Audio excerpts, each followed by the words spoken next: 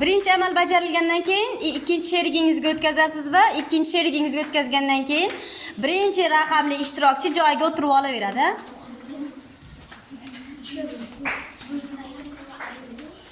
Demak, o'sha raqam Muslimbek, o'sha raqam 9 ga bo'linadimi? Bo'linadigan bo'lsa, ha tarafiga, bo'linmaydigan bo'lsa, yo'q tarafiga o'tib olasiz. 9 ga bo'linish alomatlarini o'tganmiz, a?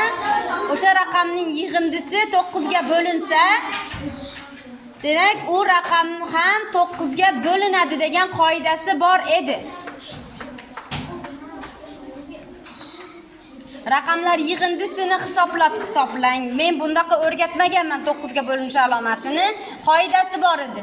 Har qanday raqamning orasidagi yig'indilari 9 ga bo'linsa, demak u albatta 9 ga bo'linadi degan qoidaga rioya qilgan holatda hisoblaymiz.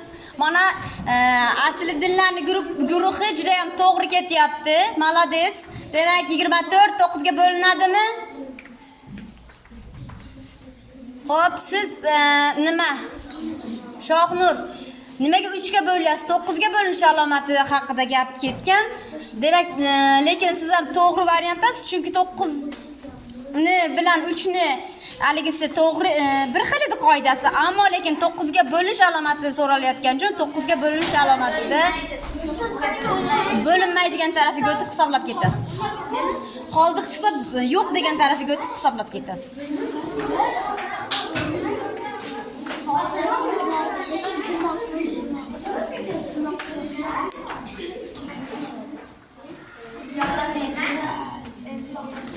Yigirma olti 9 ga bo'linadimi?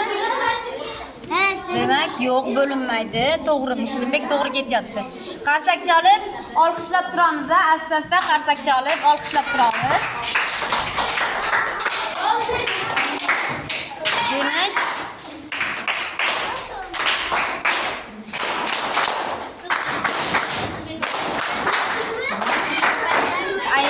endi yo'q, keyingi jamoadagi keyingi ishtirok.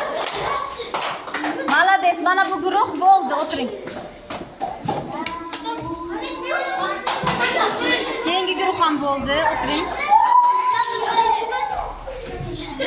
Bu guruh ham bo'ldi.